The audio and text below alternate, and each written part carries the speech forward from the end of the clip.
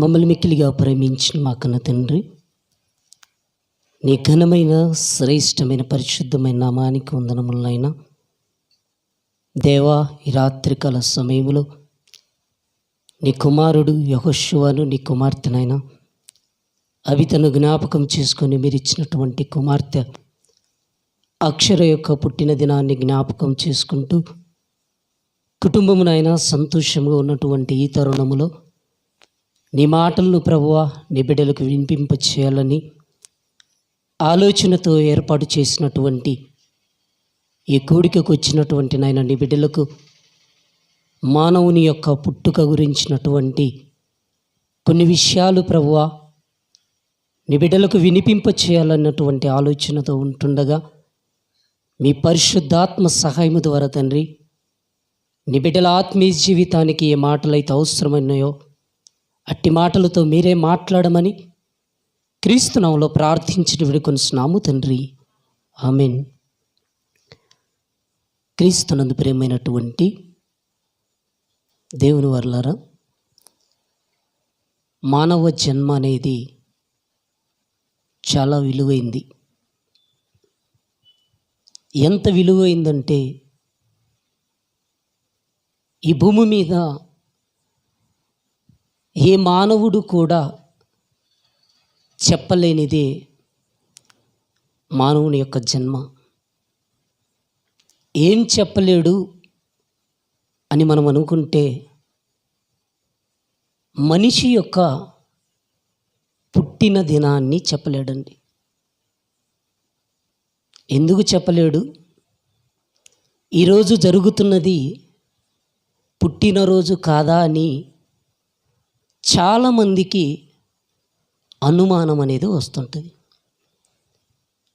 ఈ భూమి మీదకి వచ్చినటువంటి మనిషి జన్మ దినమును కానీ, ఈ భూమి మీదకి వచ్చినటువంటి మనిషి తన బ్రతుకు పరమార్థము కానీ ఇంతవరకు తెలుసుకోకుండా ఈ భూమి మీద మనిషి మనుగడ అంటే జీవనం సాగిస్తూనే ఉన్నాడని చెప్పొచ్చు. జన్మ అనేది ఈ భూమి మీదకి వచ్చినటువంటి మనిషికి మరణించేంత వరకు కూడా తెలుసుకోకుండా ఎన్నో పుట్టిన దినాలు జరిపించుకుంటూ అలాగే మరలా ఈ లోకాన్ని విడిచిపెట్టి వెళ్ళిపోతున్నటువంటి సమాజాన్ని మనం చూస్తున్నాం. జన్మ పరమార్థం అనేది ఈ భూమి మీద ఎవరికి తెలియటం లేదు. ఎందుకు పుట్టావురంటే తినటానికి, ఎందుకు పుట్టావురంటే ఈ లోకములో సుఖభోగాన్ని అనుభవించాలని ఇలా లోకములో ఉన్నటువంటి మనిషిని మనం ప్రశ్నించి అడిగితే ఎన్నో చెప్పగలుగుతున్నాడే కానీ జన్మ గురించి మాత్రం ఏమీ చెప్పలేనటువంటి పరిస్థితిలో ఉన్నాడు. మనకేం తెలుసంటే ఈ భూమి మీద ఎప్పుడు పుట్టాడో ఆ రోజు అనేది మనకు తెలుస్తుందండి. ఏ రోజు అంటే తల్లి గర్భములో నుండి ఈ భూమి మీదకి వచ్చినటువంటి దినాన్ని పుట్టినరోజు అని మనం అనుకుంటుంటామండి. ఇంతవరకు ఆరిన నేల మీద ఉన్నటువంటి మనిషి దగ్గరికి వెళ్ళి పుట్టిన దినము అని అడగండి. ఎప్పుడంటే పలాని సంవత్సరమున, పలాని రోజున, పలాని గంటకి, ఇన్ని నిమిషాలకు అని కూడా చెప్పగలుగుతారండి. సంవత్సరం చెప్పగలుగుతున్నారు, రోజు చెప్పగలుగుతున్నారు, డేటు చెప్పగలుగుతున్నారు, నిమిషాలు కూడా చెప్పగలుగుతున్నారు. ఎప్పుడు పుట్టారంటే ఈ లోకములోనికి వచ్చినటువంటి ఆ రోజుని చెబుతున్నారే కానీ అసలు మనం ఎప్పుడు పుట్టాం, మన పుట్టుక ఎక్కడ జరుగుతుంది, అసలు ప్రారంభం మనం ఎక్కడ పుట్టామనేది ఈ ప్రపంచంలో చాలామందికి తెలియదండి. చాలామందికి తెలియదు. బైబిల్లో మనం చూడగలిగితే యెషయా గ్రంథం 48వ అధ్యాయం 8వ వచనాన్ని ఒకసారి బైబిల్లో చదవండి. యెషయా గ్రంథం 48వ అధ్యాయం 8వ వచనం.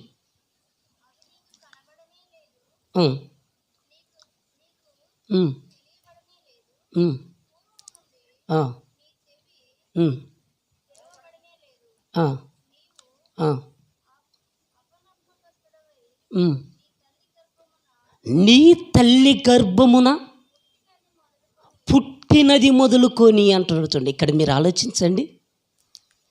నీ తల్లి గర్భమందు పుట్టినది మొదలుకొని అంటున్నాడు. చూడండి, అంటే ప్రారంభం ఎక్కడ అంటే తల్లి గర్భములో అంటున్నాడండి. తల్లి గర్భములో పుట్టినది మొదలుకొని అన్నాడండి. మనం ఎక్కడ పుట్టామనుకుంటామండి? ఇంతవరకు ఈ భూమి మీద పుట్టిన దానిని జన్మదినముగా జరుపుకుంటున్నాం. కానీ బైబిల్ ఏం చెప్తుందంటే నీ తల్లి గర్భములో పుట్టినది అంటున్నాడు. తల్లి గర్భములో మనం ఎప్పుడు పుట్టాం ఎవ్వరికి తెలియదండి. జన్మ అనేది రహస్యం. రహస్యం అంటాడండి బైబిల్. మనం ఎప్పుడు పుట్టామన్నది బైబిల్ ఏం చెబుతుందంటే రహస్యం. నీ జన్మదినం రహస్యం అంటున్నాడు. రహస్యమని చెప్పినటువంటి ఈ జన్మదినాన్ని గురించి లోతుల్లోనికి వెళ్ళి తెలుసుకునేటువంటి సమాజములో మనిషికి అంత జ్ఞానం లేదండి. ఎప్పుడు చూసినా ఏం తినాలి, ఏం కట్టుకోవాలి, ఎక్కడ తిరగాలి, ఎలా బ్రతకాలి, ఈ భూ సంబంధమైనటువంటి ఆలోచనగా బ్రతుకుతున్నాడే తప్ప పరలోకమందున్నటువంటి దేవుడు ప్రతి మనిషి పట్ల ఒక ప్రణాళిక కలిగి ఉన్నాడు. ఆ ప్రణాళికతో దేవుడు నన్ను ఈ భూమి మీదికి రప్పించాడు. నా కళ్ళ ముందు అనేక మంది పుడుతూనే ఉన్నారు. దీని యొక్క జన్మ రహస్యం ఏంటి అని ఎవరు కూడా ఆలోచించట్లేదండి. ఆలోచించనటువంటి విషయాన్ని దేవుడు ప్రపంచానికి బయలుపరుస్తున్నాడండి. మానవ జన్మ రహస్యం. మనిషి అనుకుంటున్నాడు భూమి మీదికి వచ్చినటువంటి దినం, భూమి మీదికి రావాలంటే తల్లి గర్భములో ఆడబిడ్డ అయితే 10 నెలలు ఉండాలి, మగబిడ్డ అయితే 9 నెలలు ఉండాలి. ఈ 9 నెలలు మగబిడ్డకి, 10 నెలలు ఆడబిడ్డకి ప్రారంభం ఎక్కడంటే తల్లి గర్భములో. అదే దేవుడు చెబుతున్నాడండి. తల్లి గర్భములో పుట్టినది మొదలుకొని నువ్వు అక్కడి నుంచే తిరుగుబాటు చేయాలడానికి సిద్ధపడుతున్నావని దేవుడు చెబుతున్నాడండి.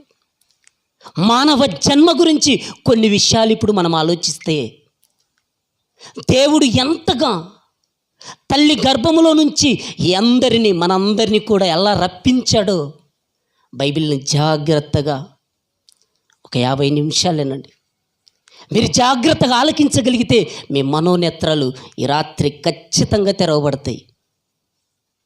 బైబిల్ని ఆలోచిస్తాయి. కీర్తనల గ్రంథం 139వ అధ్యాయం, కీర్తనల గ్రంథం 139వ అధ్యాయం 15వ వచనాన్ని ఒకసారి చూడండి. దేవా, నీ తలంపులు నాకెంతో ప్రియమైనవి, వాటి కీర్తనల గ్రంథం 139వ అధ్యాయం 15వ వచనం. నేను రహస్యమందు పుట్టిన నాడు. ఎంత చక్కటి మాట తెలియచేస్తున్నాడు చూడండి. నేను రహస్యమందు పుట్టిన నాడు అంటున్నాడు చూడండి. మనిషి జన్మ రహస్యం అంటున్నాడు. స్త్రీ పురుషుల కలయిక వలన వచ్చినటువంటి గర్భఫలం అండి. కీర్తనకారుడు చాలా చాలా విషయాలు చాలా లోతుగా చెబుతుంటాడండి. తమ ప్రియులు పొద్దుపోయిన తర్వాత నిద్రించుండగా దేవుడిచ్చినటువంటి బహుమానం గర్భఫలము అని చెబుతాడండి. అంటే జన్మ రహస్యం అంటున్నాడు. ఆ రహస్యం ఎప్పుడంటే స్త్రీ పురుషుల యొక్క కలయిక వలన మనిషి పుట్టటానికి శుక్రకణాలు కోట్ల కొలదిగా వెళ్తాయండి. కోట్ల కొలదిగా తల్లి గర్భములోనికి వెళ్ళినా ఒక్కరితోనే దేవునికి పని ఉంది. ఆ ఒక్కరినే దేవుడు ఈ భూమి మీదకి రప్పించాలనుకున్నాడు. అలా రప్పించటానికి దేవుడు ఆకారాన్ని అరచేతిలో చిక్కుకున్నాడండి. దేవుడు ఆకారాన్ని అరచేతిలో చెక్కుకొని 9 నెలలు తల్లి గర్భములో నిర్మాణము చేసి భూమి మీదికి వచ్చిన వారమే మనమందరం. ఈ జన్మ గురించి ఎవరిని అడిగినా ఏం చెప్తారండి? ఏదో పుట్టాడండి, పుట్టుకనగానే ఆనందంతో అంటది. అవైతే అంత నా ముక్కి అనుకుంటుంది. తండ్రి తరపున బంధువులు వచ్చి అంత వాళ్ళ జేజనాయన ముక్కు వచ్చింది, అంత వాళ్ళ కళ్ళే, అంత వాళ్ళ మకమే. జన్మ గురించి తెలియకపోయినా కూడా బ్రతుకుతుంటారండి. జన్మ యొక్క ఆ యొక్క పరమార్థం తెలియకపోయినా, ఆ గొప్పతనం తెలియకపోయినా మనకు అంతా తెలిసినట్టు మాట్లాడుతుంటామండి. ఏం తెలియదండి. ఎంత తెలియదో ఈ రాత్రి మీకు అర్థమవుతుంది. జన్మ గురించి మనకేం తెలియదన్నదానికి కీర్తనల గ్రంథం 103వ అధ్యాయం 14 వచ్చినాను ఒకసారి చూడండి. కీర్తనల గ్రంథం 103వ అధ్యాయం 14 వచ్చినాం. మనము నిర్మింపబడిన రీతి ఆయనకు తెలిసే ఉన్నది అంటుండటండి. మీకు అర్థమైందా? మనమందరం, ఈ గ్రామంలో ఉన్న అందరూ, ఈ గిద్దలూరు ప్రాంతంలో ఉన్న అందరూ, ప్రకాశం జిల్లాలో ఉన్న అందరూ, ఆంధ్ర రాష్ట్రంలో ఉన్న అందరూ, భారతదేశంలో ఉన్న అందరూ, ప్రపంచ దేశాల్లో ఉన్న అందరూ, ఒక మాటలో చెప్పాలంటే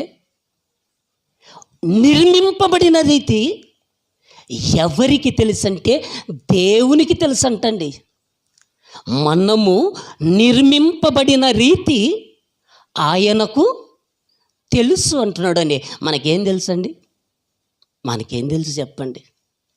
3 నెలల తర్వాత ఋతుక్రమం ఆగిపోతే అమ్మో నా గర్భమున పండు కాయ పుడుతుందన్నటువంటి ఆలోచనలోనికి వెళ్తారే తప్ప, ఆ 3 నెలల తర్వాత 6 నెలలు వచ్చినా 7 నెలలు వచ్చినా శిశువు ఆడనా మగనా అని, ఆకారం ఎలా ఉందని కానీ ఎవ్వరికి తెలియదంటండి. ఈ భూమి మీద బ్రతుకుతున్నటువంటి ఎవ్వరికి తెలియనటువంటి ఆకారమే మానవ జన్మ.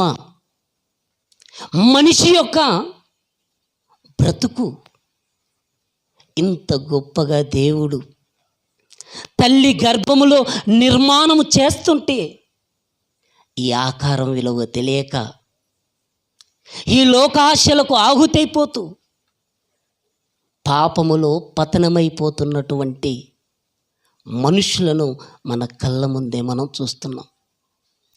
మనము నిర్మింపబడిన రీతి ఆయనకు తెలిసింది, కానీ మనకు తెలియదండి.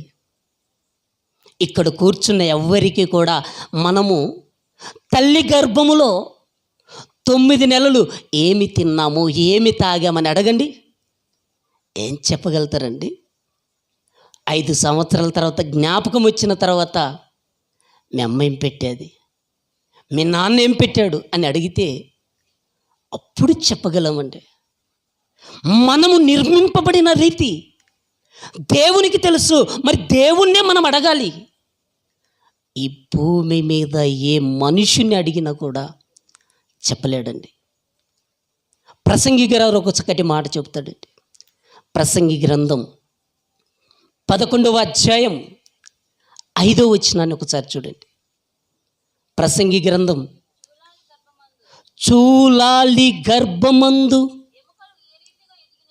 ఎముకలు ఏ రీతిగా ఎదిగినది నీకు తెలియదు అంటున్నాడు. చూడండి, మీకు తెలియదు అంటున్నాడు.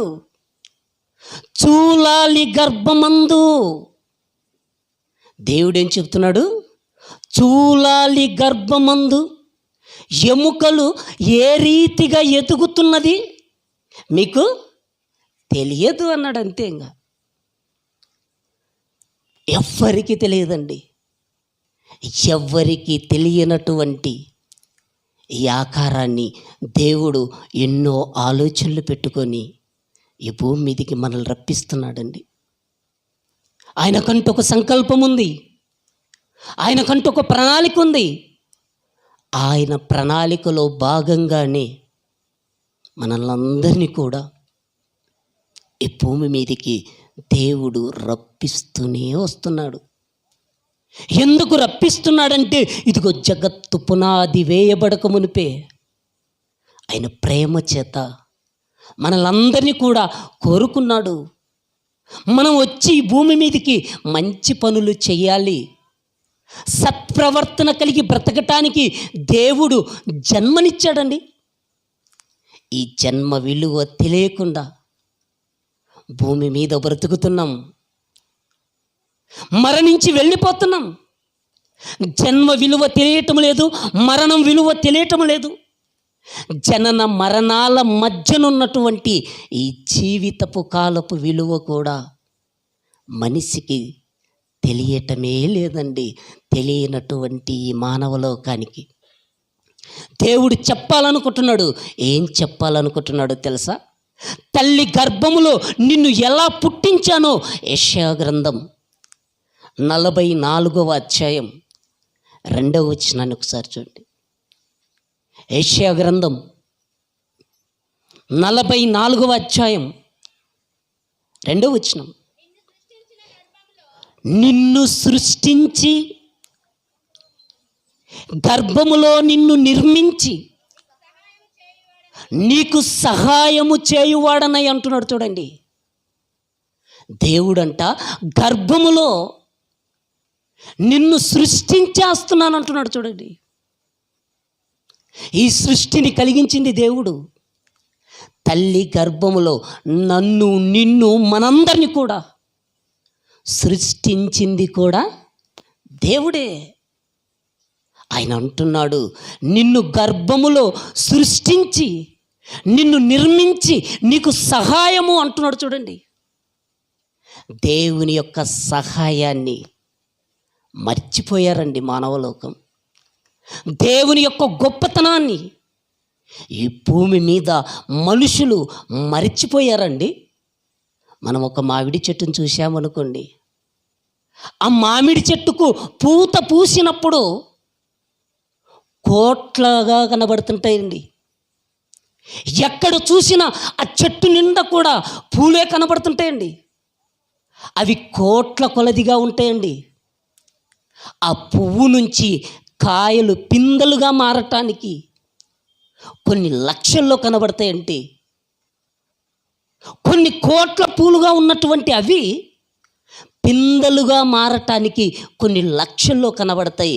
ఆ లక్షల్లో కనబడినటువంటి ఆ పిందెలు కూడా ఆ కాయలయ్యేసరికి వేలల్లోనికి వచ్చేస్తాయండి. అమ్మో, ఎన్నో లక్షలు ఉన్నాయి కదా అనుకుంటే తీరా అవి కాయ రూపంలోనికి వచ్చి తీసుకునే లోపాలకి వేలల్లోనికి వెళ్ళిపోతాయి. ఇక తీరా ఇవి పండి మార్కెట్లోనికి వచ్చేలోపు వందల్లోనికి వేలల్లోనికి అవి వెళ్ళిపోతుంటాయండి. తల్లి గర్భములో ప్రతి మనిషిని కూడా కోట్ల కొలదిగా వెళ్ళిన ఈ భూమి మీదకి ఒక్కరిగానే భూమి మీదకి వచ్చామండి. మనతో పాటు ఎంతోమంది తల్లి గర్భములోనికి వెళ్ళినప్పటికీ ఇదిగో నీతో నాకు పని లేదని అందరినీ పక్కన పెట్టి తల్లి యొక్క పిండం అండముతో మనల్ని ఫలదీకరణము చెందించి తన అరచేతిలో చెక్కుకొని రూపాన్ని మనకిచ్చి దేవుడు అంటున్నాడు, గర్భములో నిన్ను సృష్టించి నిర్మించి నీకు సహాయము చేయువాడనైన నేను అంటున్నాడండి. ఎందుకు ఈ మాట అంటున్నాడు మనం చూడగలిగితే యెషయా గ్రంథం 49వ అధ్యాయం, యెషయా గ్రంథం 49వ అధ్యాయం మొదటి వచనాన్ని చూడండి. దీపములారా నా మాట వినుడి, దూరాననున్న జనులారా ఆలకించుడి. నేను గర్భమున పుట్టగానే యెహోవా నన్ను పిలిచెను అంటున్నాడు. చూడండి, నేను గర్భములో పుట్టగానే యెహోవా నన్ను పిలిచెను అంటున్నాడు. చూడండి, అర్థమవుతుందా మనకి? నేను గర్భములో పుట్టగానే, గర్భములోనే పుట్టగానే యెహోవా నన్ను పిలిచాడంట. చూడండి, ఎందుకు పిలిచాడు దేవుడు? ఎందుకు దేవుడు పిలుస్తున్నాడు? ఎందుకు దేవుడు తల్లి గర్భములో ఉన్నప్పుడే ప్రత్యేకపరుచుకుంటున్నాడంటే ఇదిగో ఆయన పనిలో మనం ఉండాలని, ఆయన పనిలో మనం ఉండటానికి దేవుడు మనకు జన్మనిస్తున్నాడు. కానీ ఈ జన్మ విలువ తెలియకుండా ఈ భూమి మీద బ్రతుకుతూనే ఉన్నామండి. మరలా చదవమ్మా. నేను గర్భములో పడగానే, నేను గర్భములో పుట్టగానే యెహోవా నన్ను పిలిచెను. తల్లి నన్ను ఒడిలో పెట్టుకొనినది మొదలుకొని ఆయన నామము జ్ఞాపకం చేసుకున్నాడంట. చూడండి, నా నామము నిమిత్తం ఈ భూమి మీదకి రావాలంటున్నాడు. నా నామము నిమిత్తం ఈ భూమి మీదకి వచ్చేటువంటి ప్రతి మనిషి రావాలని దేవుడు కోరుకుంటున్నాడండి. వచ్చాము, ఎందుకు వచ్చాము, ఎందుకు పుట్టాము మనకు తెలియటం లేదండి. ఎందుకు పుట్టామంటే ఏం చెప్పలేని పరిస్థితి అండి. ఎలా బ్రతకాలి ఏం చెప్పలేనటువంటి పరిస్థితుల్లో ఈరోజు బ్రతుకుతున్నారు. కానీ దేవుడు ఎంత చక్కటి ఆకారం అండి, ఎంత చక్కటి నిర్మాణం అండి. దేవుని యొక్క నిర్మాణం ప్రపంచ మానవాళికి కూడా ఆశ్చర్యాన్ని కలిగించేస్తుందండి. దేవుడు మనల్ని నిర్మించినటువంటి ఆ రీతి ఏదైతే ఉందో అది ఆశ్చర్యం అనిపిస్తే మనకు ఆలోచన కలుగుతుంది. ఆశ్చర్యమని మనకు అనిపిస్తే మనం దేవునికి కృతజ్ఞతాస్తుతులు చెల్లిస్తామండి. ఈరోజు యెహోషువను అబితను దేవుడు జ్ఞాపకము చేసుకొని ఇచ్చినటువంటి కుమార్తె యొక్క ఆకారాన్ని మీరు ఇప్పుడు చూడండి. కళ్ళ ముందు చాలా ముద్దుగా కనబడుతుంది, చాలా తెల్లగా కనబడుతుంది. ఈ ఆకారాన్ని మనం ఆలోచిస్తే ఆ చిన్న బిడ్డను అలా మన కళ్ళ ముందు పెట్టుకొని దేవుడు ఎంత గొప్పగా నిర్మాణం చేశాడో అనేది మనం ఆలోచిస్తే మన ఆలోచనలకు కూడా మనకు తెలియనిది దేవుని యొక్క బైబిల్లో దేవుడు రాయించాడండి. యోబు గ్రంథం 10వ అధ్యాయం 11వ వచనాన్ని చూడండి. చర్మముతోను మాంసముతోను నీవు నన్ను కప్పితివి, ఎముకలతోను నరములతోను నన్ను సంధించితివి అంటున్నాడు. చూడండి 10వ వచనం కూడా చదవండి, అర్థమవుతుంది. ఒకడు పాలు పోసినట్లు నీవు నన్ను పోసితివి కదా, జున్నుగడ్డ ఒకడు పేరబెట్టినట్లు నీవు నన్ను పేరబెట్టితివి కదా అంటున్నాడు. చూడండి, జున్నుగడ్డను పేరబెట్టినట్టు దేవుడు అంటండి మనల్ని 9 నెలలు అమ్మ కడుపులో ఉంచాడండి, పేరబెట్టాడంటే 9 నెలలు అలా పెట్టాడు దేవుడు, ఆకారాన్ని అమర్చాడండి. ఈ 9 నెలల్లో దేవుడు అరచేతిలో రూపాన్ని చూసుకుంటున్నాడు. ఈరోజు మన ఆకారాన్ని ఒకసారి మనం చూసుకుంటే, మన చెయ్యిని చూడండి, ఈ యొక్క బొటన వేలైతేనేమి, చూపుడు వేలైతేనేమి, మధ్య వేలైతేనేమి, ఉంగరపు వేలైతేనేమి, చిటికెన వేలైతేనేమి, మన చేతికున్నటువంటి ఈ 5 ఏళ్ళు కూడా దేనికదే సాటే అండి. ఈ భూమి మీద బ్రతుకుతున్నటువంటి మనము హైదరాబాద్కి వెళ్ళినా మనల్ని కనిపెట్టవచ్చు, అమెరికా వెళ్ళినా కనిపెట్టవచ్చు, ఆరిన నేల మీద ఎక్కడున్నా కూడా ఇదిగో వేలి ముద్రల ద్వారా కనిపెట్టవచ్చండి. దేవుడు నిర్మించేటువంటి ఈ ఆకారాన్ని ఈ మానవ ప్రపంచానికి అంతు పట్టడం లేదండి. ఎవరి కన్ను వారిదే, ఎవరి రూపం వారిదే, ఎవరి ఆకారం వాళ్ళదే. ఎంతమంది భూమి మీద ఉన్న అందరికీ 2 కళ్ళు ఉంటున్నాయి, 1 ముక్కు ఉంటుంది, 2 చెవులు ఉంటున్నాయి, 2 చేతులు ఉన్నాయి, 2 కాళ్ళు ఉన్నాయి. ముక్కున్నా ఏదున్నా అందరికీ ఒకేలాగా కనపడుతున్నా అందరూ మాత్రం ఒక్కటిగా కనిపించట్లేదండి. మీరందరూ మీ ఫోటోలన్నీ దగ్గర పెట్టుకోండి, ఎవరి ముక్కు ఎవరి మూతి ఎవరిది అన్నీ ఆలోచించుకోండి, అన్నీ సపరేట్గానే కనబడుతున్నాయండి. అదేనండి దేవుడి నిర్మించేటువంటి గొప్పతనం. దేవుడు ఎంతగా తన అరచేతిలో చెక్కుకొని రూపాన్ని ఇస్తున్నాడో అదే ఇక్కడ చెబుతున్నాడండి. యోబు గారు ఏమంటున్నాడంటే, ఒకడు జున్నుగడ్డ పేరబెట్టినట్టు నీవు నన్ను పేరబెట్టితివి కదా అంటున్నాడండి. ఎలా పేరబెట్టాడు? నాన్న కట్టినటువంటి ఇంటి గురించి అడగండి. మీ నాన్న ఎలా కట్టాడు ఇల్లు అంటే, మా నాన్న మంచిగండి పిల్లర్స్ వేసాడు, 100 సంవత్సరాల దాకా స్టాండర్డ్గా ఉంది ఇల్లు అని చెప్పుకుంటామండి. మీ నాన్న కట్టిన ఇల్లును అడిగితే, మా నాన్న ఒక మేస్త్రిని పిలిపించాడు, పిల్లర్స్కు గుంత తీయించాడు, ఇసుకలను తెప్పించాడు, కంకర తెప్పించాడు, సిమెంట్ తెప్పించాడు, కడ్డీలు రాడ్లను తెప్పించాడు.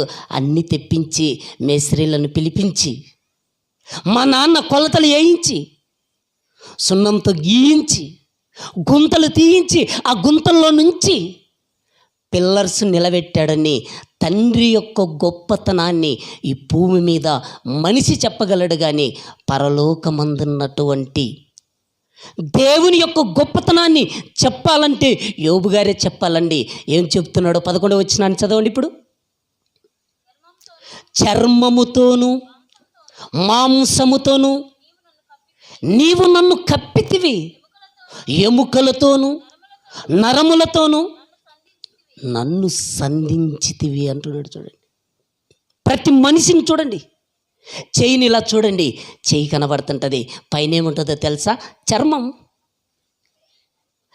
కనపడుతుందండి. ఎవరైనా కింద పడ్డారనుకోండి, బండి మీద నుంచి దోక్కపోయింది అనుకోండి, అప్పుడు ఏమైపోతుందంటే చర్మం అంతా కూడా పైన అలా లేచిపోయినప్పుడు ఏం కనపడుతుందో తెలుసా? మాంసం అండి. మాంసము లోపల ఏముందంటే ఎముకలు. ఈరోజు సరిగా మనం నిలబడాలంటే ఎముకలు పిల్లర్ను గట్టిగా ఉండటానికి ఎలాగైతే మనం కడ్డీలను వేస్తున్నామో, దేవుడు కూడా నా పిల్లలు ఇదిగో నిలబడాలి.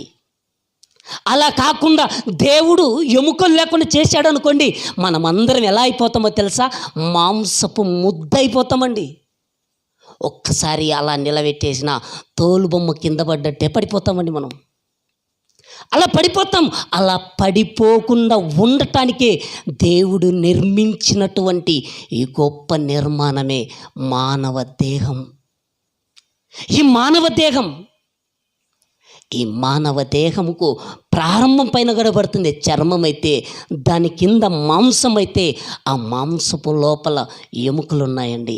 ఆ ఎముకలతోనే అంటి పెట్టుకొని ఉన్నాయండి నరాలు. అదే చెబుతున్నాడు, చర్మముతోనూ మాంసముతోనూ ఎముకలతోనూ నరములతోనూ నీవు నన్ను సంధించితివి అంటున్నాడు. చూడండి, దేవుడు పుట్టించాడు. పుట్టించినటువంటి ఈ జన్మ గురించి ఎవ్వరు కూడా తెలుసుకోవట్లేదండి. నిర్మాణం యొక్క గొప్పతనం ఎవ్వరికి తెలియటం లేదండి. అందుకేనండి ఈరోజు మనిషికి జన్మ విలువ తెలియకపోయాక ఎలాగంటే అలా బ్రతుకుతున్నారండి. దేవుడిచ్చినటువంటి ఈ జన్మ గురించి తెలిస్తే దేవునికి కృతజ్ఞతాస్తుతులు చెల్లించటానికి ప్రతి మనిషి కూడా సిద్ధముగా ఉంటాడంటండి. అదే కీర్తనల గ్రంథం 139వ అధ్యాయం 13వ వచనం కంచి చూడండి. కీర్తనల గ్రంథం 139వ అధ్యాయం 13వ వచనం. నా అంతరింద్రియములను నీవే కలుగజేసితివి, నా తల్లి గర్భమందు నన్ను నిర్మించిన వాడవు నీవే. ఎలా ఉందండి మాట? అర్థమైందా కొంచెం అన్నా? మరలా చదవండి. నా అంతరింద్రియములను నీవే కలుగజేసితివి, నా తల్లి గర్భమందు నన్ను నిర్మించిన వాడవు నీవే అంటున్నాడు. చూడండి, దావీదు ఏమంటున్నాడంటే, నన్ను నా తల్లి గర్భమందు నిర్మించిన వాడవు నీవే. ఆకారాన్ని చూసుకుంటున్నాడండి దావీదు. ఆకారాన్ని దేవుడు చేసినటువంటి ఆకారాన్ని దావీదు గారు చూసుకుంటున్నారు. మనం కూడా అప్పుడప్పుడు ఒక పెళ్ళికి వెళ్ళాలనుకోండి, అద్దం దగ్గరికి వెళ్ళిపోయి ఎలా చూసుకుంటామండి మనం? ఒక పార్టీకి వెళ్ళటానికి అలంకారముగా తయారైనప్పుడు అద్దం దగ్గరికి వెళ్ళిపోయినప్పుడు ఆకారాన్ని చూసుకొని, దేవా ఇంత చక్కగా నాకు అవయవాలను ఇచ్చావు, ఇంత ఆరోగ్యంగా నన్ను పుట్టించావు, నీకు కృతజ్ఞతలని ఏ ఒక్కరోజైనా మనం చెప్పామా చెప్పండి? అమ్మో ఆటో వెళ్ళిపోతుంది, తొందరగా రెడీ అవ్వాలి. మనం ఎలాంటి స్థితిలోనికి వెళ్ళిపోతుంటామంటే, దేవుడిచ్చినటువంటి ఈ ఆకారాన్ని అద్దం దగ్గర నిలబడినప్పుడు ఆలోచించేటువంటి మనిషి కూడా ఈ భూమి మీద లేడండి. అందుకే దావీదు ఆలోచించి, నా తల్లి గర్భమందు నన్ను నిర్మించిన వాడవు నీవే అని ఏమంటున్నాడో ఇంక కిందికి చదవండి. నీవు నన్ను కలుగజేసిన విధము చూడగా భయమును ఆశ్చర్యమును నాకు పుడుతున్నాయి అంటున్నాడు. చూడండి, దావీదు ఏమంటున్నాడంటే, నీవు నన్ను కలుగజేసిన విధము చూడగా భయము ఆశ్చర్యం పుడుతున్నాయంటండి. మనకేమిటండి, ఇప్పుడు ఇక్కడ కూర్చున్నారు, అదొక ఆ కట్టెలలో నుంచి పామట్టు వచ్చింది అనుకోండి, భయంతో వెంటనే లేచి వెళ్ళిపోతారండి. అంతెందుకండి, కప్ప ఆ కాలువల నుంచి ఎగిరి పైకి వచ్చింది అనుకోండి, లేవరా? భయం అంటే మనం ఇప్పటిదాకా అడవిలో తిరుగుతున్నటువంటి క్రూర మృగాలకు మనము భయపడేవాళ్ళం. పులి అంటే భయం, పామంటే భయం ఉండేది. ఆ భయము దావీదు ఏమంటున్నాడంటే, నీవు నన్ను కలుగజేసిన విధమును చూడగా భయమును ఆశ్చర్యమును నాకు పుడుతున్నాయి అంటున్నాడండి. ఇలా పుట్టాయని ఏమంటున్నాడో ఇంకా కింది చదవండి. అందును బట్టి నేను నీకు కృతజ్ఞతాస్తుతులు చెల్లించుతున్నాను అంటున్నాడు. చూడండి, తన జన్మ గురించి ఆలోచించుకొని దేవునికి కృతజ్ఞతాస్తుతులు చెల్లిస్తున్నాడంటండి. ఈరోజు మనం అనుకుంటామండి, నాకు ఎన్ని సంవత్సరాలు తెలుసా? 75 సంవత్సరాలు. నాకు ఎన్ని సంవత్సరాలు తెలుసా? 60 సంవత్సరాలు. ఇలా ఎక్కువ సంవత్సరాలని చెప్పుకొని ఆనందపడుతుంటారండి. నీకు ఎక్కువ సంవత్సరాలు ఉన్నాయని ఆనందపడుతున్నావు. నువ్వు మరణం దగ్గరికి పరిగెత్తుకుంటూ వెళ్తున్నావు. నీకు ఎన్ని సంవత్సరాలు పెరుగుతుంటే నువ్వు అంత త్వరగా మరణం దగ్గరికి వెళ్ళిపోతున్నావు. మరణం కూడా అటునుంచి నిన్ను కలుసుకోవటానికి అది కూడా పరిగెత్తుకుంటూ వస్తుంది. ఎక్కడ మనం కలుసుకుంటామో అక్కడే పుట్టుకతో ఈ లోకానికి వచ్చినటువంటి మనిషి మరణంతో వెళ్ళిపోతాడండి. అలా వెళ్ళిపోక ముందే తెలుసుకోవటానికి దేవుడు చెబుతున్నాడు, ఈ జన్మ చాలా ప్రాముఖ్యమైంది. ఈ జన్మ ఎంత ప్రాముఖ్యమైందంటే ఇదిగో దేవునికి కృతజ్ఞతాస్తుతులు చెల్లించాలంటండి. ఈరోజు ఎవరైనా చెల్లించారా? ఈ ఆకారాన్ని చూసుకొని దేవునికి కృతజ్ఞతాస్తుతులు చెల్లించేటువంటి వాళ్ళు ఉన్నారంటే, దేవునికి కృతజ్ఞత కలిగి జీవిస్తున్నారంటే ఎవరు లేరండి. మీరు అలా నడుచుకుంటూ వెళ్ళిపోతున్నప్పుడు వాళ్ళ చెయ్యి మీ చెయ్యి అలా తగిలి చేతిలో ఉన్న సెల్లో, చేతిలో ఉన్న కర్చీపో, చేతిలో ఉన్న పర్సు కింద పడ్డదనుకోండి, ఆ వెంటనే అలా తీసాలో పైకి ఇచ్చారనుకోండి, ఏమంటారు మీరు? వెంటనే థ్యాంక్స్ అండి అని చెప్తారా చెప్పరా? ఒక మనిషికి థ్యాంక్స్ చెబుతున్న మీరు దేవుడు అరికాలు మొదలుకుంటే తల వరకున్నటువంటి ఆకారాన్ని నిర్మించినటువంటి దేవునికి ఎవరైనా కూడా కృతజ్ఞతాస్తుతులు చెల్లించారా అంటే ఈ భూమి మీద ఎవ్వరు కూడా చెల్లించటం లేదండి. ఎవరన్నా మిమ్మల్ని ప్రేమించి ఒక జత బట్టలు తీసించారనుకోండి, వాళ్ళ కృతజ్ఞత చెబుతారండి మీరు. ఎవరైనా మిమ్మల్ని ప్రేమించి ఒకరు మీ కాళ్ళకు చెప్పులు తీయించారనుకోండి, వాళ్ళకి ఏం చెప్తారో తెలుసా? కృతజ్ఞతలు చెప్తారండి మీరు. కాళ్ళకు చెప్పులైనా, వేలికి ఉంగరాన్నైనా, చేతికి వాచ్ అయినా, ఏదో ఒక వస్తువు తీసిచ్చినందుకే వారికి కృతజ్ఞతలు చెప్పే మీరు, దేవుడు చెప్పులు వేసుకోవటానికి కాళ్ళు ఇచ్చాడు, ఉంగరం పెట్టుకోవటానికి వేలిచ్చాడు, వాచ్ పెట్టుకోవడానికి చెయ్యి ఇచ్చాడు. ఇన్నిచ్చిన దేవుడికి కృతజ్ఞతలు ఎవరైనా చెప్తున్నారా? ఎవ్వరూ చెప్పటం లేదండి. ఎవ్వరూ చెప్పటం లేదు. చెప్పనటువంటి ఈ కృతజ్ఞతను దావీదు గారు జ్ఞాపకం చేస్తున్నారు. మరలా చదవండి అమ్మ, 14 వచనం.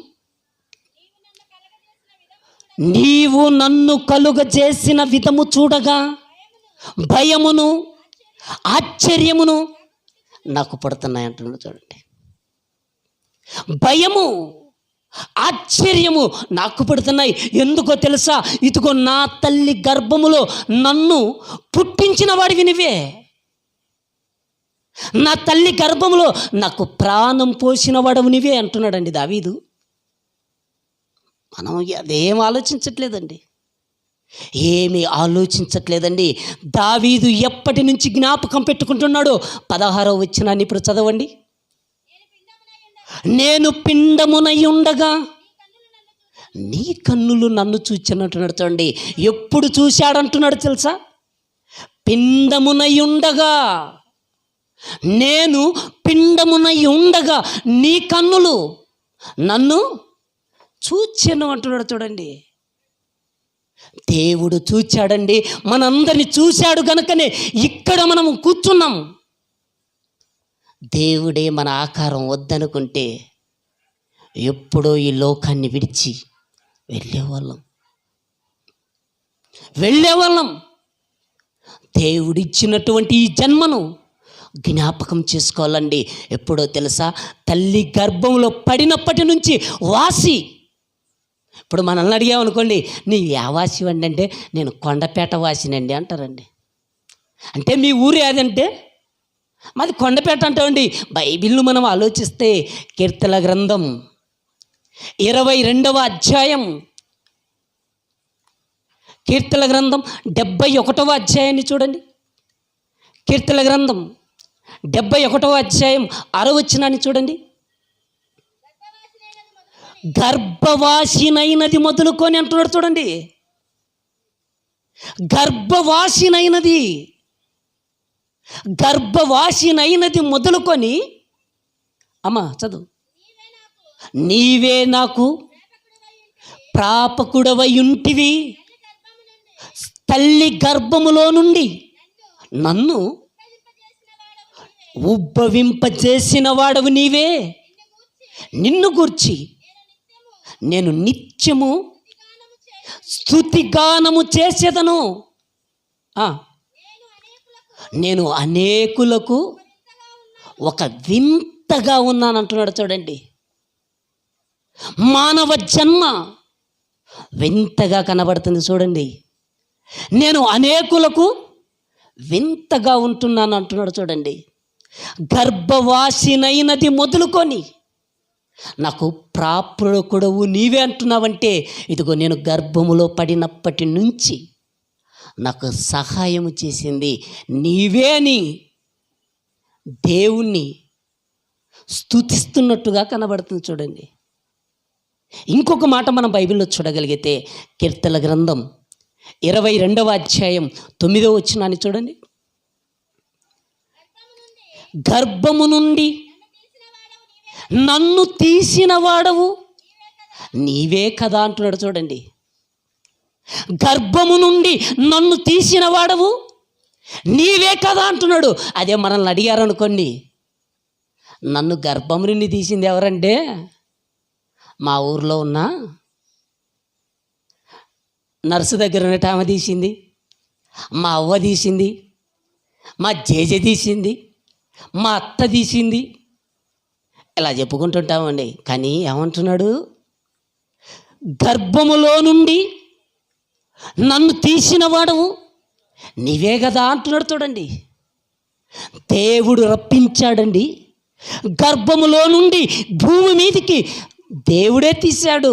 అలాగే అక్షరను కూడా తీసుకొచ్చాడండి. అక్షర తల్లి గర్భములో 10 నెలలు ఉంది, ఇదిగో భూమి మీద సంవత్సరం అంటే 12 నెలలు. ఈ 12 నెలలు కాపుదల కాచింది ఎవరో తెలుసా? దేవుడు. ఇంకా చదవండి ఆ మాట కిందికి. నేను నా తల్లి యొద్ద స్తన్యపానములు చేయుచుండగా నీవే కదా నాకు నమ్మిక పుట్టించితివి అంటున్నాడు చూడండి. చాలామందికి నమ్మిక లేదండి. చిన్నప్పుడు పుట్టినప్పుడు ఎంతోమంది బిడ్డలు తల్లి దగ్గర కూడా లేకుండా హాస్పిటల్లో ఇదిగో చిన్న చిన్న ఐస్ బాక్సులలో, ఆక్సిజన్ బాక్సులలో పరుండబెట్టేటువంటి పరిస్థితుల్లో ఎంతోమంది కనబడుతున్నారు. కానీ దేవుడు నీ గర్భంలో పుట్టిన బిడ్డను, నీకు ఇచ్చినటువంటి బిడ్డను ఆరోగ్యంగా దేవుడిచ్చాడు గనక ఆ బిడ్డని ఎత్తుకున్నప్పుడు దేవుణ్ణి జ్ఞాపకం చేసుకోవాలండి. దేవుడు తన బిడ్డను నీ బిడ్డగా ఎందుకు ఇచ్చాడో తెలుసా? చెట్టు ఫలము నీకు, గర్భఫలం నాకంటున్నాడండి దేవుడు. చెట్టు నీ ఇంటి ముందు నాటుకున్నటువంటి ఆ చెట్టు నుండి కాసేటువంటి ప్రతి కాయ నువ్వే తిను. చెట్టు పండు నీకు, నీ గర్భఫలం నాకన్నాడండి దేవుడు. అందుకే బాలుడు నడవవలసిన త్రోవ వానికి నేర్పమంటున్నాడండి. ఈరోజు ఏం నేర్పుతున్నాం? బాబాయ్ వాళ్ళ అద్దో అది, దుకాణం అక్కడుంది అంటే ఎక్కడికి రోజు త్రోవలు నేర్పుతున్నారు ఈరోజు సమాజం అంటే? దేవుడు అనుకున్నట్టుగా దేవుడిచ్చినటువంటి ఈ గర్భఫలాన్ని దేవునికి ఇవ్వలేకపోతున్నారండి. కానీ దేవుడు మాత్రం ఎంతగా అనుకుంటున్నాడంటే, చెట్టు ఫలం నీకు, గర్భఫలం నాకు అని దేవుడు ఎప్పటి నుంచి అంటే నీ గర్భములో పడినప్పటి నుంచి, నీ కడుపులో పడినప్పటి నుంచి నీ పిల్లలపైన దేవుడు ఒక ప్రణాళిక అనేది కలిగి ఉన్నాడు. అదే ఇర్మియాతో దేవుడు అంటున్న మాట. ఇర్మియా గ్రంథం 1వ అధ్యాయం 4-5 వచనాలు కలిసి ఉంటాయి చూడండి. ఇర్మియా గ్రంథం 1వ అధ్యాయం 4-5 వచనాలు కలిసి ఉంటాయి. యెహోవా వాక్కు నాకు ప్రత్యక్షమై ఈలాగు సెలవిచ్చెను, గర్భములో నేను నిన్ను రూపింపకు మునిపే నిన్నెరిగి తిని, నిన్ను గర్భములో నుండి బయలుపడక మునిపే నేను నిన్ను ప్రతిష్ఠించి తిని అంటున్నాడు చూడండి. దేవుడు ప్రతిష్ఠించుకుంటున్నాడు, దేవుడు ప్రత్యేకపరచుకుంటున్నాడు. అలా ప్రత్యేకపరచుకుంటున్నాడు తెలుసా? తల్లి గర్భములో నుంచే ప్రత్యేకపరచుకుంటున్నాడు. మీకు చెప్తానండి, చాలామంది ఇక్కడ స్త్రీలే ఉన్నారు కాబట్టి డిసెంబర్ వచ్చిందనుకోండి, పండగ ముందు షాపులోకి వెళ్తారు, బట్టలు కొనడానికి, చీర కొనడానికి వెళ్ళారు అనుకోండి. మీరు అక్కడికి వెళ్ళి ఆ షాపులోనికి అలా కనబడినప్పుడు ఆ కలర్తి ఈ కలర్తి అవన్నీ తీయించి ఆ షాపోడు ముందున కొండంత గుట్ట వేయించి అప్పుడు ఏమంటారో తెలుసా? ఈ షాపులో బాగలేవు, ఇంకొక షాపుకి వెళ్దాం పదా అని పోతారండి. ఆ షాపులో కూడా అలానే తీస్తారు. అక్కడ కూడా నచ్చలేదని ఎన్నో మీరు చూస్తారండి. చూసి చూసి చూసి ఆ షాపోడు కూడా మిమ్మల్ని కసిరించుకుంటే, మీ మీద కోప్పడితే ఆ తర్వాత ఏదో ఒకటని అప్పుడు నచ్చి నచ్చనట్టు తీసుకుంటారండి. అంటే మీరే ఒక చీర కొంటున్నప్పుడు ఎంత ప్రత్యేకపరుచుకుంటున్నారో, పరలోకమందున్నటువంటి దేవుడు కూడా మనల్ని కూడా అలాగే ప్రత్యేకపరుచుకొని ఈ భూమి మీదకి మనల్ని రప్పిస్తున్నాడనే మాట గలతీయులకు రాసిన పత్రిక 1వ అధ్యాయం, గలతీయులకు రాసిన పత్రిక 1వ అధ్యాయం 15వ వచనాన్ని చూడండి. అయినను తల్లి గర్భమందు పడినది మొదలుకొని నన్ను ప్రత్యేకపరిచి అంటున్నాడు చూడండి. తల్లి గర్భములో పడినది మొదలుకొని నన్ను ప్రత్యేకపరిచి అంటున్నాడు చూడండి. ఈ భూమి మీదకి వచ్చినటువంటి ప్రతి మనిషికి ఒక ప్రత్యేకత ఉందండి. ప్రతి మనిషికి ఒక ప్రత్యేకత ఉంది, ప్రతి మనిషికి ఒక కారణం ఉంది. అందుకే దేవుడు మానవుడు కారణ జన్ముడు, ఒక కారణంతో పుట్టాడు. ఆ కారణం ఏంటో తెలుసా? ఈ భూమి మీద దేవుని పని చేసి దేవుని దగ్గరికి వెళ్ళాలన్నదే దేవుని చిత్తం అండి. ఈరోజు ఎవ్వరు తన గర్భములో పుట్టినటువంటి బిడ్డలని దేవుడి కోసం పెంచే వాళ్ళు కనిపించట్లేదండి. దేవుడిచ్చినటువంటి బహుమానాలను విడిచిపెట్టేస్తున్నారు. అందుకే ఈరోజు భూమి మీద మనుషులు దొంగలుగాను, హంతకులుగాను, వ్యభిచారులుగాను, తాగుబోతులుగాను ఈరోజు మనిషి మారిపోతున్నాడంటే కారణం ఏంటంటే దేవుడిచ్చినటువంటి ఈ గర్భఫలాన్ని దేవుడికి ఇవ్వకపోవటమే.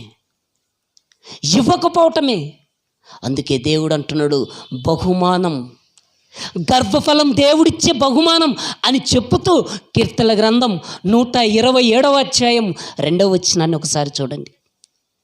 కీర్తనల గ్రంథం 127వ అధ్యాయం 2వ వచనం. మీరు వేకువనే లేచి చాలా రాత్రి అయిన తర్వాత పండుకొనుచు కష్టార్జితమైన ఆహారమును తినుచుండుట వ్యర్థమే. తన ప్రియులు నిద్రించుచుండగా ఆయన వానికిచ్చుచున్నాడు. కుమారులు యెహోవా అనుగ్రహించు స్వాస్థ్యం అంట. చూడండి, కుమారులు యెహోవా అనుగ్రహించు స్వాస్థ్యము, గర్భఫలము ఆయన ఇచ్చు బహుమానమే అంటున్నాడు. చూడండి, ఆయన ఇచ్చే బహుమానం. ఈ బహుమానాన్ని ఎంత జాగ్రత్తగా ఎవరు కాపాడుకుంటున్నారు చెప్పండి? ఈ బహుమానాన్ని జాగ్రత్తగా కాపాడుకునేటువంటి వాళ్ళు ఈరోజు కనిపించట్లేదండి. చాలామందిని మనం ఆలోచిస్తే చిన్నపిల్లలుగా ఉంటున్నప్పుడు ఆడుకుంటూ ఒక తొట్లో పడి, బకెట్లో పడి ఎంతోమంది చచ్చిపోతున్నప్పుడు మీరు ఆలోచించాలండి. తల్లి గర్భములో ఉన్నప్పుడు 9 నెలలు ఉమ్మ నీటిలో ఉన్నప్పుడు ఎందుకు చచ్చిపోలేదు? తల్లి గర్భములో నీటిలోనే కదా ఉండేది.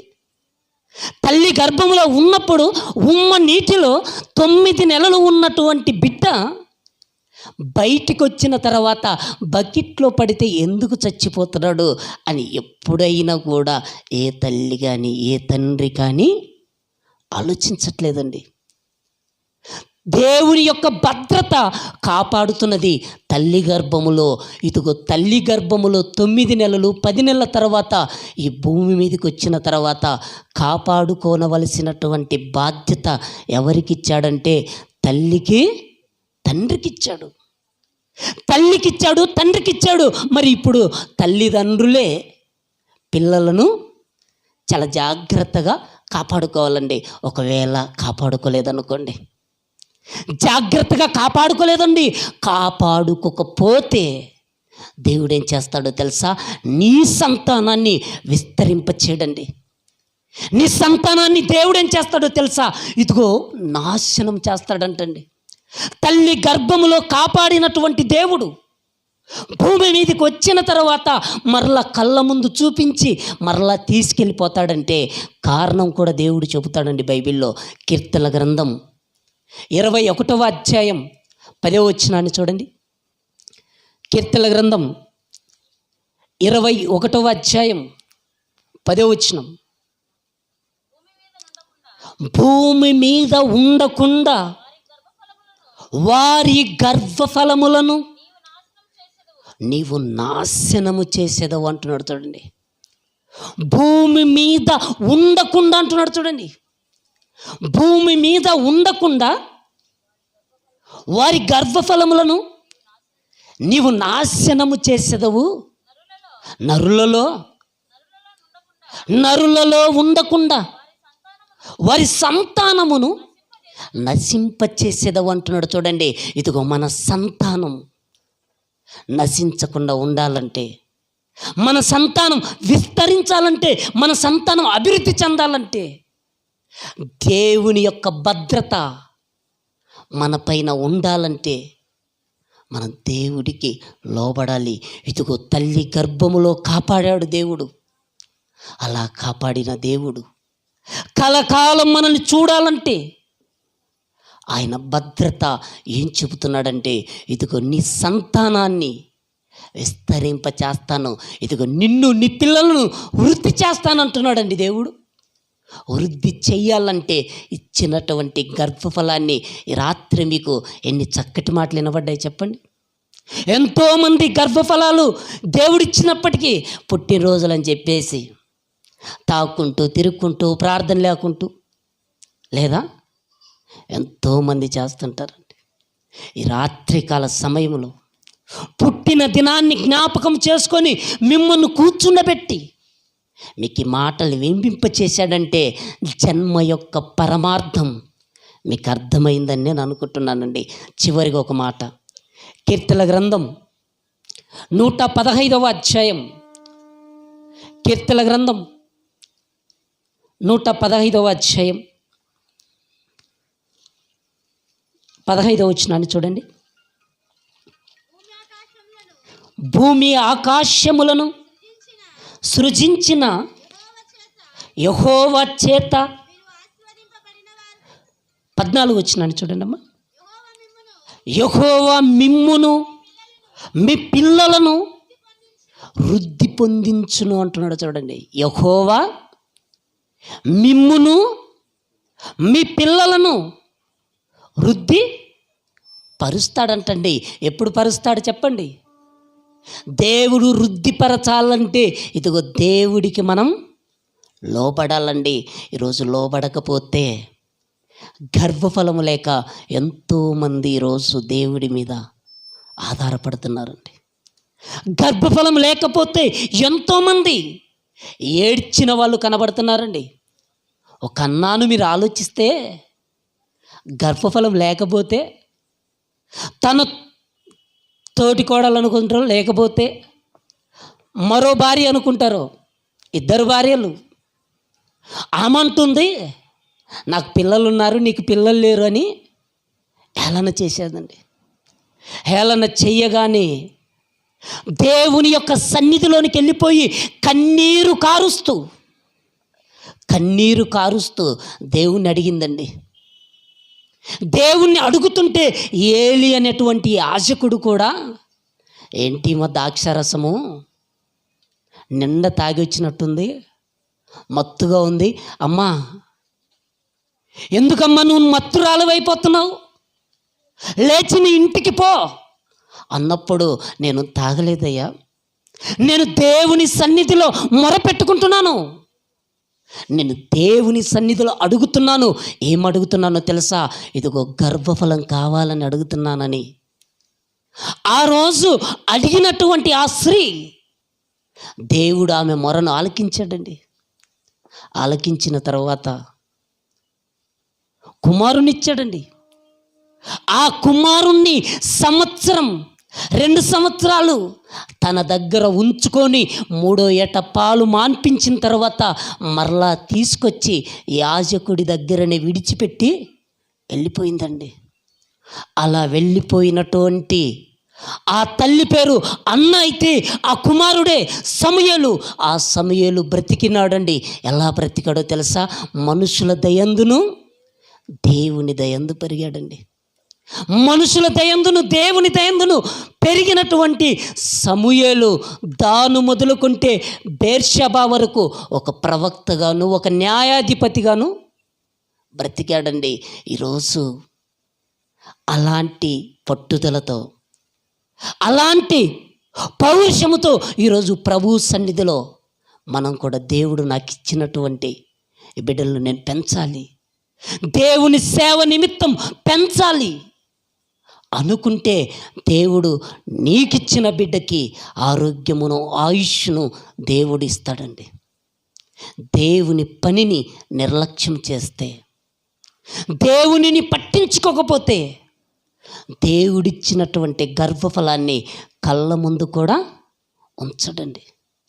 కనుక దేవుడిచ్చినటువంటి బహుమానాన్ని మనకు కూడా అప్పుడప్పుడు పెళ్ళిళ్ళకో దేనికో ఒక దానికి బహుమానాలు ఇచ్చారనుకోండి, ఇల్లు ఓపెనింగ్కో పెళ్ళికో గిఫ్ట్లు ఇచ్చారనుకోండి, ఆ గిఫ్ట్లను ఎక్కడ పెడతారో తెలుసా? అరమరలో పెడుతుంటారండి. దేవుడిచ్చినటువంటి బహుమానాన్ని ఎలా పెంచటానికి మీరు సిద్ధపడుతున్నారో ఒకసారి ఆలోచించకండి.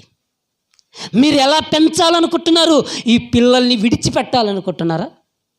దేవుడిచ్చినటువంటి బహుమానాలని పెంచటానికి, దేవుని పనిలో దేవుని సేవలో దేవుని కొరకు పెంచటానికే దేవుడు అరచేతిలో చెక్కుకొని తల్లి గర్భములో నిర్మించి ఈ ఆకారాన్ని దేవుడు మన చేతిలో పెట్టాడు.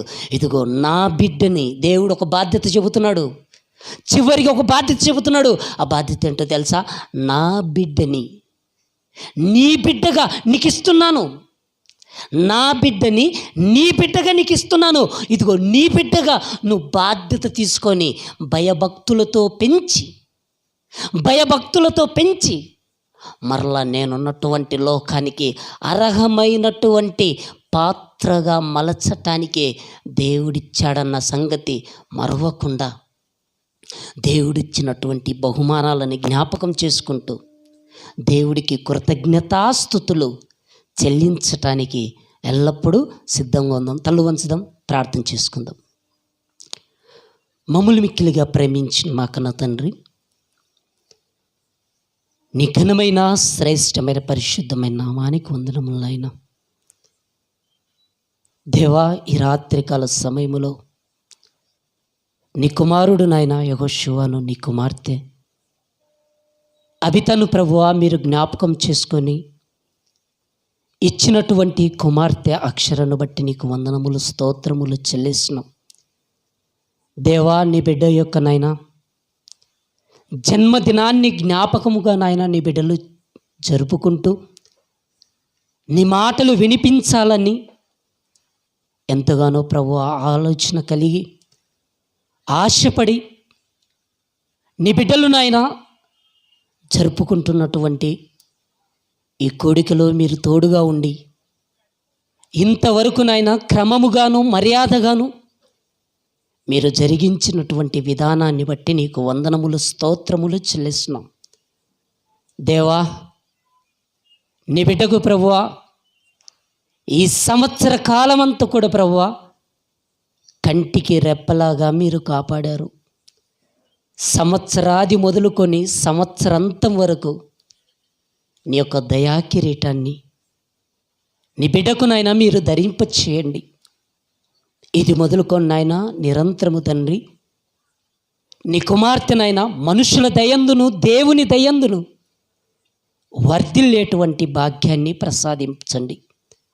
మరి ముఖ్యంగా నాయన ఈ కోడికకు చేరి వచ్చినటువంటి నాయన నీ బిడ్డలందరినీ కూడా ప్రభువా పేరు పేరున జ్ఞాపకం చేసుకోండి. మరి ముఖ్యంగా నాయన ముందున్నటువంటి కార్యక్రమం అంతా కూడా ప్రభువా నీకు మహిమకరంగాను కుటుంబానికి ఆశీర్వాదకరంగాను చేరి వచ్చినటువంటి ప్రతి ఒక్కరికి దీవెనకరంగాను మీరే మలచమని క్రీస్తు నామములో ప్రార్థించి వేడుకొనుచున్నాము తండ్రి. ఆమేన్.